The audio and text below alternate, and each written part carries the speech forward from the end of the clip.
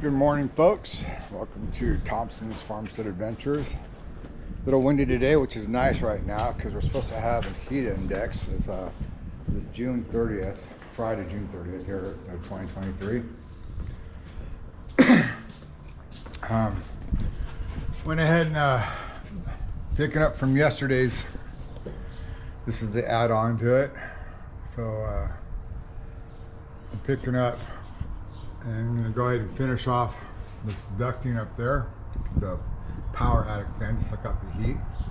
So everything's dried. Went ahead and painted around that area so I can go ahead and put the grill on, so later on I don't have to worry about taking the grill down. I can just paint around it a few inches, be away from the grill a few inches and paint it. So we're going to get on that.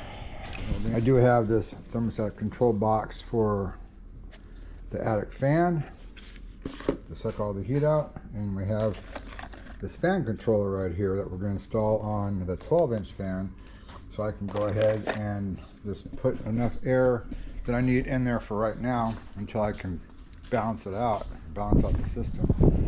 Then once I balance out the system, everything's finally hooked up, and that's a small 6-inch vents to the water heater closets over here, and the one on the other side of the house too, which we've started. I'll show you a quick view of that. Hold on, get you through here.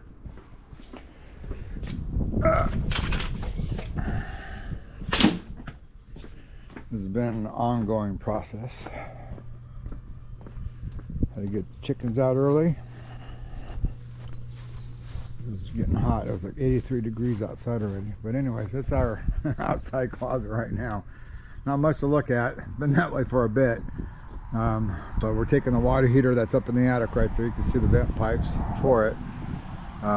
Taking those out and putting the water heater over here, so that way when it freezes, I don't have to worry about that issue in the attic anymore. I'm just done with water issues on this property. So we'll be getting to that one too, but everything, all water heater closets get excuse the wind here, I'm going tunnel. All water heater closets will get like a little 6-inch duct just to help keep the components in there, the valves and stuff, the not mixing valves, but the independent valves from freezing. But right now I'm going to go ahead and start getting everything else done. Got Matthew here. Say hi, Matthew. And we'll get my attic rat up in there before it gets too hot, before I have to pull him down, because it's what, about 107, 110 index today. About that, from what they're saying. All right, quick view. Not happy with this grill that goes on this here. That we got up there. I ended up using some EMT clamps just to kind of hold it in place, because see, this grill snaps up inside the frame, which would normally be good if you're putting it inside the hallway and stuff like you're talking about, I was talking about earlier in the video, because the air is going to go up. Well, since we're reversing this and using this as a attic fan to suck the heat out of the attic, well, the air is pushing down now on the grill instead of coming up through the grill. And pushing down on the grill at 2250 CFMs just might push that little grill right out. So I used the EMT clamps there, just as kind of like if you were to hold a mirror on the wall, like I was saying earlier. So that's just temporary. I'm not going to use that grill. I'm going to get rid of it. For me, it's cheesy. What would I do? So I'm just going to go ahead and order a bar type filter grill. That way I can screw from the inside, no screws on the outside, paint it the same color. So got that part. Now we got to climb up in the attic and hook up the fan, strap it up, then run power to it, put my controller on it so I can set it at about 105, maybe 110 degree attic temp, and then I'll go ahead and walk you through that one later on. See you soon.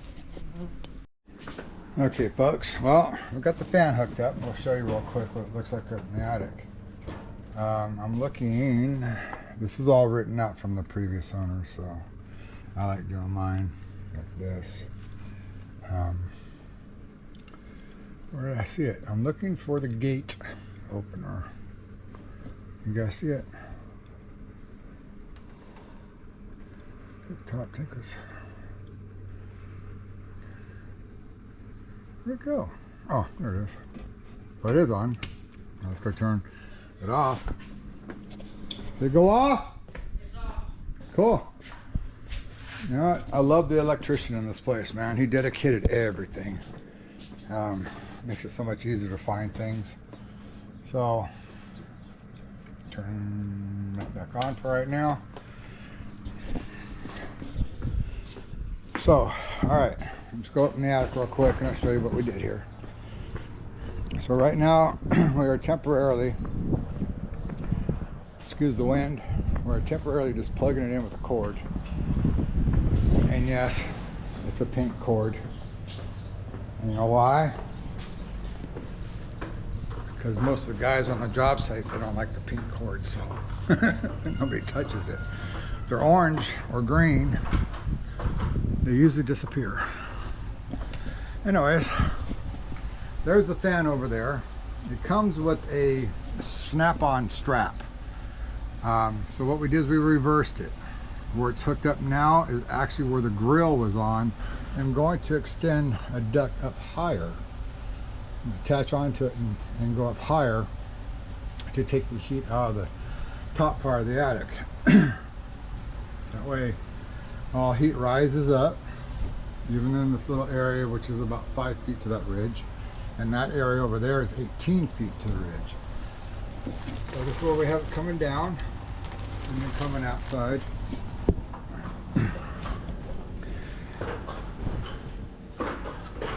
Excuse me, one step at a time. That's the way my life works. You got bad hips. Going out there. It's actually really quiet. But it says in the box, it's true, it's quiet. That's a really good quiet fan. I might end up buying another one for the shop or somewhere. I mean, they're not cheap too, like $600 for that one there, I think. But I'm not sponsored. I'm too new on the YouTube channel for anything to be sponsored. But hey, click and subscribe. Thumbs up. Hit that bell notification, right? All that stuff that everybody says. Well, you know, hey, if you guys could do it, that'd be great. All right, now we're gonna move on to hooking up the thermostat to it and then putting a box, a junction box up there so we can tie it into the line that's going over here into the corner, which is where that's plugged in. So they got it up, going up the wall in here and going across the attic that way. And that's where we're going to tie into. So I'm gonna go ahead and come back to you guys. All right, right now we're trying to find the wire, which is pretty easy to find. That number 12 right there, going across right this area, going over to the column, over to that column right there.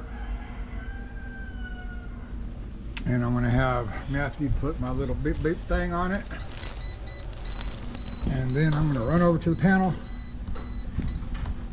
shut it off, and gate opener right there. That one off. All right, is it off? Off. Does it beep beep anymore? No. No more beep beep? No. Okay. We found it. All right, next thing, gotta splice it, and because that Romex is pulled tight, I'm gonna have to put 2 boxes in, and then just add some Romex that I have. And then we'll use one as a junction box, and then the other box will be for mounting my thermostat control for that fan. So when power goes on, it'll have power to everything, and then I can adjust the speed and or the temperature on this one here. I'll probably set it like around 105, 110 degrees. So we'll be right back. All right now I'm looking for my junction boxes. Everything else but, so it must be either in the shop or in my trailer. Okay, I'm going to do a little change in plans here. This little tiny guy right here, I don't have any sizes that'll fit that, you know, as far as my aluminum flexes and stuff. So what I'm going to do is I'm going to take this apart with that screw there, pop rivet, drill out those little pop rivets right here, and then I'm going to take my my knockout and make it the same size as those 1/2 inch 3/8 style knockouts here. I'm going to have one on this side here as well. And what I'm going to do is I'm going to cut the cord. The fan came with like a 20-foot cord on it with a 3-prong plug. So I'm going to cut the cord, come in this side here, so I can go ahead and run my black to black and then my common to common back out on the other end of the cord. That'll plug into the power outlet that I'm going to put up in that, since we don't have a service outlet up there of any type. And that'll help this box and then my other junction box, similar to this one here, with a little bit of wire, give me some room to work with, because once I cut the wire up there, you know, it's already pulled tight like I said before. So just real quick, I took one of my mini step bits, as you can see, went ahead, drilled it out like I said I was going to do, got that part out of here. I'm going to grab my knockout and make it bigger. My knockout is buried right here.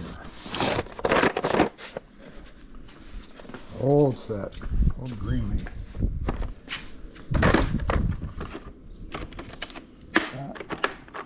Alright, there we go. Went ahead and put this on, like I showed. That's running down, it's plugged into there. We had to run a little bit of extra wire because the wire was coming across over the top of the walkway. So when we cut it, we ran it underneath. That way, got rid of one less tripping hazard. May not be 110 yet. Oh, okay. So I kicked on at 100. Cool. Yeah. So we're about 100, we may be about 105, 106 degrees. So I'm going to put this right. I'm going to put it at 100 for a minute. Cool this attic down a bit. All right. This one is done. Now we got a service outlet out here.